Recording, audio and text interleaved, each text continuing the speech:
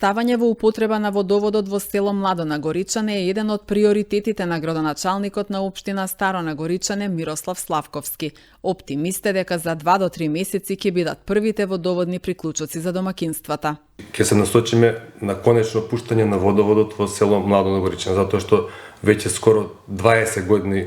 се навршуваат како тој водовод е изграден 2006 година и имаме реален проблем затоа што градиме, доградуваме, правиме и сега дојдовме во фаза каде што водата конечно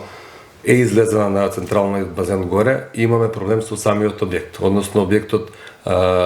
тоне, пушта вода. Се надевам оптимистички дека некаде мај-јуни месец ќе бидат првите приклучоци направени од тој водовод, што да кажам како веќе подолг период вработен во општината и за мене ќе биде